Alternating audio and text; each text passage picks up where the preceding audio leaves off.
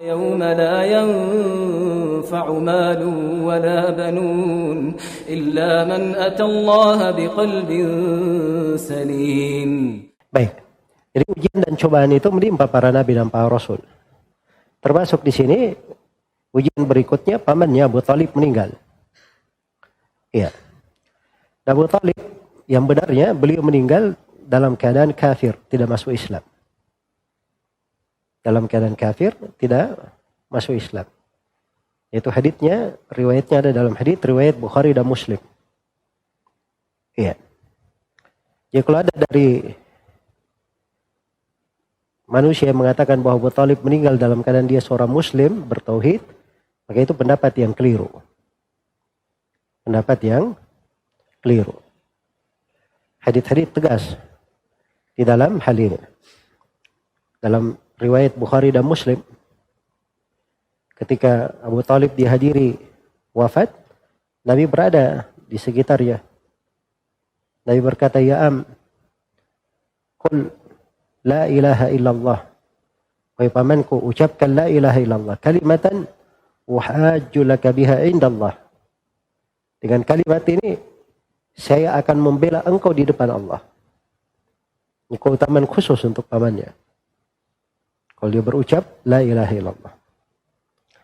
Iya. Maka tiap kali Nabi berucap seperti itu, di sekitar pamannya ada Abu Jahal dan ada Abdullah ibn Umayyah. Ini dua pentolan Quraisy. Iya. Tiap kali Nabi menawarkan masuk Islam, keduanya berkata, "Ya Abu Thalib, atarghabu an millati Abdul Muttalib?" Wahai Abu Thalib, apakah kamu benci kepada agama ayahmu Abdul Muttalib? Jadi dibangkitkan semangat kesukuannya. Iya. Jadi mereka ini berdua sangat paham selain Abu Thalib ini. Dia ini merasa tidak mau dihina dengan agama leluhurnya. Makanya diingatkan dengan itu. Ya. Karena itu hati-hati ya dari orang-orang kafir. Mereka itu punya banyak makar. Dan ini hadits termasuk hadits yang sangat penting sekali tentang pelajaran bagaimana seorang itu memilih kawan-kawan bergaul yang baik. Ini karena dua kawan Abu Thalib ini yang membisiki dia seperti itu. Abu Thalib harusnya kalau tidak dua orang ini, Abu Thalib sudah masuk Islam. Jelas ya? Tapi karena dua orang ini membangkitkan fanatik kesukuan Abu Thalib, maka akhirnya dia tidak mau dicela oleh kaumnya. Ia pun mati di atas agama Abdul Muttalib. Maka dia mati di atas kekafiran. Jelas ya? Baik, ini hadits syah dari Nabi Shallallahu Alaihi Wasallam. Bahwa Abu Thalib meninggal di atas kekafiran. Nah, ini juga memberikan kepada kita semua pelajaran. Ya, sekali lagi tentang pentingnya kawan duduk yang baik itu. Ini dipetik ya dari kisah Abu Thalib ini. Ini sekalian baru berlalu hari Jumat. Kita baca di surah Al-Kahfi. Surah Al-Kahfi itu 7 anak muda ya. Yang ditemani oleh anjingnya. Yang ke-8. Ditidurkan di dalam gua selama 309 tahun. Iya. Anjingnya juga ditidurkan 309 tahun. Kalau anak muda ini jelas ya. Mereka beriman kepada Allah, menjaga keimanannya. Dia tinggalkan raja yang kafir dan kaumnya demi menjaga keimanan. Mereka dapat karamah, ditidurkan 309 tahun. Itu jelas amalan mereka. Sekarang anjing ini apa amalan dia?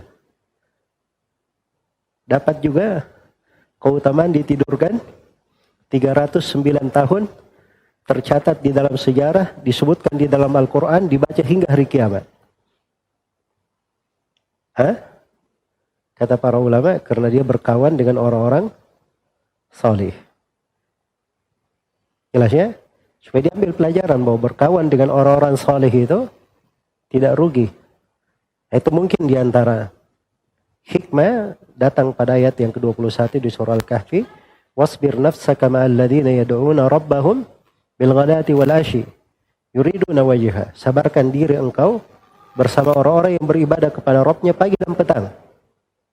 Mereka mengharapkan wajah Allah Subhanahu wa taala. Baik. Kemudian Abu Talib ini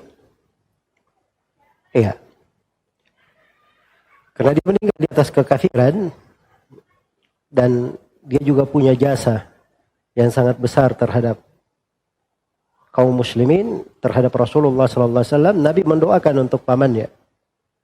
Ya. Maka Abu Talib pun diberi keringanan siksaan. Harusnya dia dalam lapisan neraka paling bawah karena dia tahu kebenaran, tapi dia tidak masuk dalam Islam. Ya. Maka menjadilah Abu Talib orang yang paling ringan siksaannya di dalam neraka. Dan ini hal yang khusus untuk Abu Talib saya. Tidak berlaku untuk orang lain. Iya. Jadi penghuni neraka itu diringankan siksaannya itu cuma berlaku untuk siapa? Abu Talib saya. Iya. Baik.